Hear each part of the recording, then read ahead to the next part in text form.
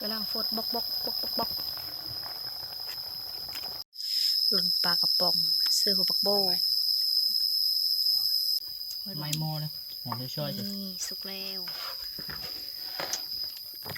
มาเด้อทุกคนกินข้าวเที่ยงกันสบายดีทุกคนสบายดีตอนเทงหลังจากเฮาขึ้นมาตะดับหน้าแล้วก็มื้อนี้ในสิไปโซนลูกโกบลูกเทศทุกคนไปโซนอยู่บอนเฮาไปโซนตอนนั้นแหละอยู่หนองไปทุกคนไปโซนนำกันจักสิมีหรือบ่มีได้ลูกโกบลูกเทศกะ ป่านี้นะงาบดีทุกคนป่าเบอร์ตรงจอดบ้านหน่อยเอิญเป็นทำไมได้อยู่นี่นะมีโกมาขอเขานี่น้อยเอาไปแล้วนี่นะเป็นโรคปีนเถอะบ่เป็น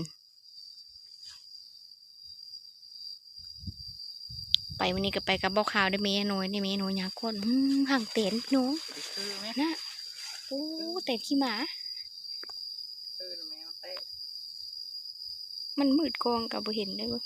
ลังแป้นไปเจ้า ยุบอยู่ปะเธอบ่าวขาวถือสวิงขึ้นตะดำหน้าแล้วก็ไปหากินมากินง่ายมื้อนี้ก็คือว่าบ่เมยไปเลยเฮ็ดวิกะคนเอ้ยมันบ่แดดคืมฝนเยอะตกวันนี้ก็คือมื้อนี้ก็คือคุณสมมึงเลยไปโซนเบิ่งเพชรเฮาไปโซนไปแล้วนี่เสือมีได้หลายเติบอีแล้วนี่นะยามนี้เลยเฮาไป ปีนี้จักสิมีหรือบ่ส่วนบ้านกับเจ้าหญ้าบ่หลายเนาะบ่มีหญ้าบ่สูนเฮาซื้อมีแต่หญ้าทั้งหมด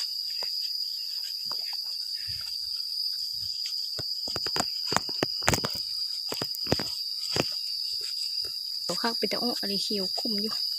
เยี่ยมก็เด้อ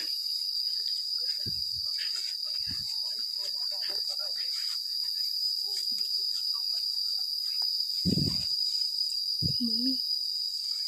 เขียวแต่สิ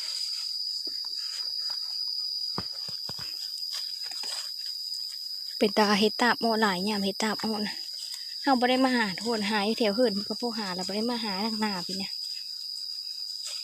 เป็นดงสูงจ้างว่างมึงนะเห็นง่ายได้เห็นตามอ้อเดี๋ยวไปพันเนื้อมันบอกหก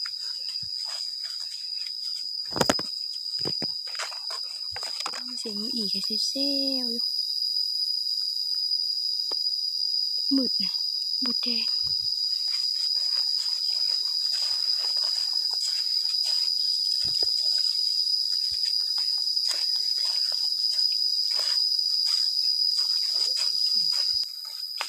มาฮอนงเลยเขามาไปแล้วนี่ล่าก็นี่มันเนาะเขามาไปแล้วนี่นะน้ำลายใดมีน้อยต้องโซนมาเลยดูเขตยังหน่วยอยู่เอากระต้าลูกพวกโหลูกเขตหน่วยมันยังหน่วยอยู่หน้าดำก็คืออยู่ดำสลัดนี่ลูกเขตหน่วยบ่ได้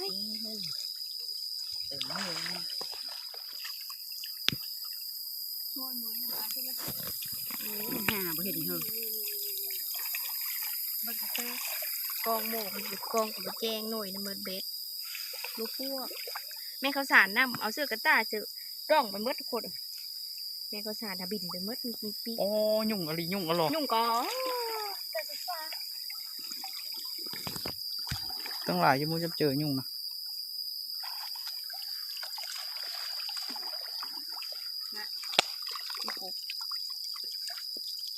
ปุ่นขี้ดินบ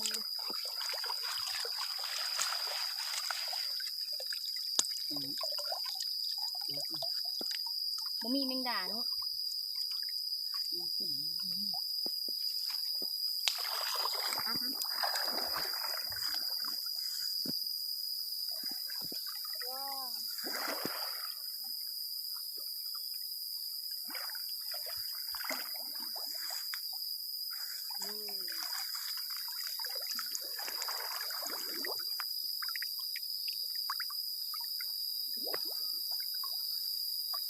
นั่นดูกบ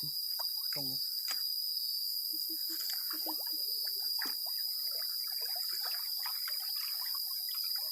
ดูจ้ะ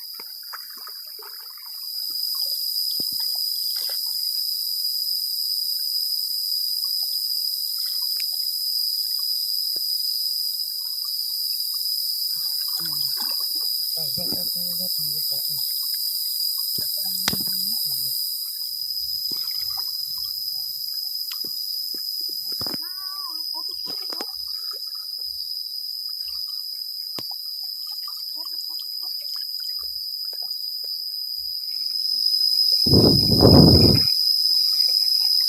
ซ่อนไปซ่อนมากกระทืออยู่ทุกคนจะทือบ้านละน้อยก็ซ่อนอยู่ทือบ้านละ3-4 ตัว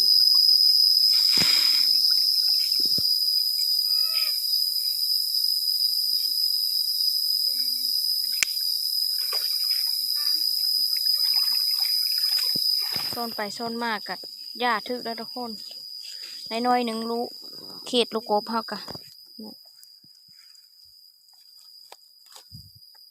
ก็หล่นบ่ พอล้นพอมกพอล้นโอ้มกขวักเอาไปฝักป่าเข็ดใช่เสื้อเบ็ดเอาดิ่งไปหายิงเมงวางสิไปทุกคนมือเห็ดดูเห็ดกินอีกทีอย่างมันเห็นเห็ดไปดูอันนี้นะสลุสลานอยู่เมียนเห็ดช้างบอทุกคนเห็ดสางนะเท่าเลยเท่าเลือกลูกเห็ดแล้วเราก็มาทำข้าวเบอร์เชื่อบันนี้ลูกเห็ดน้อยเชื่อข้าวเบอร์ได้แล้วเราจะได้คนละอย่างกิน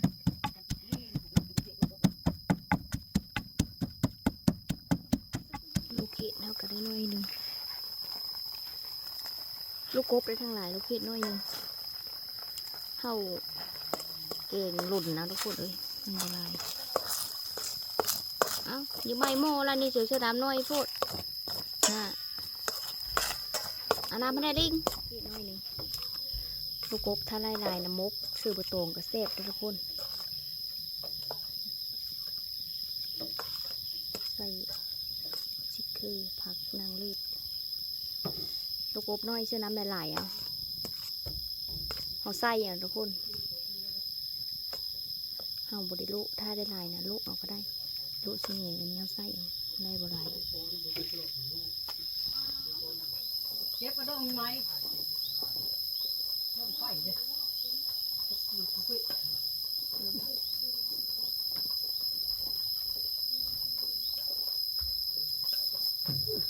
กำลังฟดบอ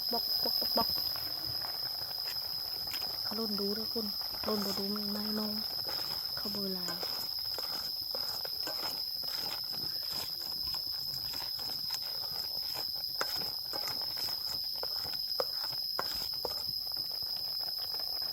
ลูกเกดซุกแล้วก็ห้าวซีหล่นปลากระป๋องนั่นทุกคนปลากระป๋องเอามาในบ้านหล่นปลากระป๋องเสื้อหัวปักโบ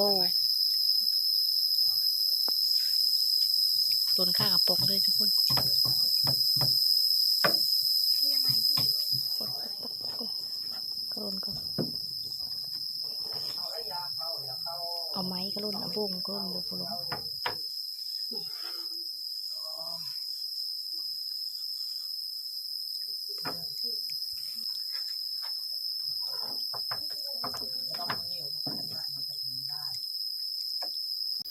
ไม่โม่เลยหอมช่วยๆสิ นี่สุกแล้วมาเด้อทุกคนกินข้าวเที่ยงกันจับมาดึงมักน้ำหุ่งมือจับอีกจับเล่น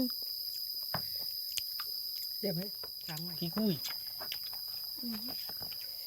แกงลูกโกบครั้งแรกของปีจับ มุกนี้ลายพวกนี้ก็เผ็ดกิชิโน่ แค่ประจำห้องลิง ยิบมาอะไรบ้างน้อยกับมุกนี้ยังไม่หลายเท่านั้น มันตู้อยู่ขจมอ่ะปลาปองก็ฝนตกอีกจ้ะว่าอย่างกระจกมีกระจกแล้วแบบเบอร์แห้ง ปกแป๊กปกแป๊กดูพวก ไม่แรงไม่แรง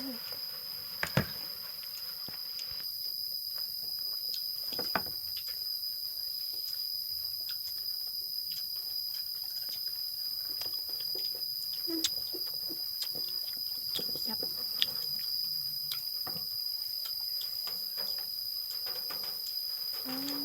คน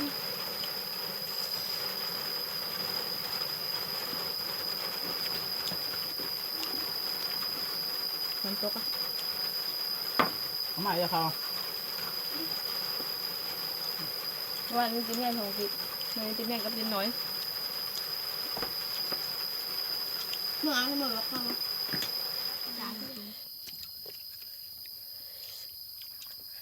ไข่มันจะมากันสบายเลย เอาไข่มั่งมันจะเฉอะแล้วก็ เสื้อเบส ยอดลง เนาะเดี๋ยวไม่ น้ำเลยค่ะ น้ำมีกลางกินข้าวแล้วแล้วน้อยก็ขอจบคลิปไว้สักนี้ขอบใจหมดทุกคนที่เข้ามาติดตามนะครับสมบูรณ์ร่างใจละน้อยเด้อเดี๋ยวพบกันใหม่คลิปหน้าบาย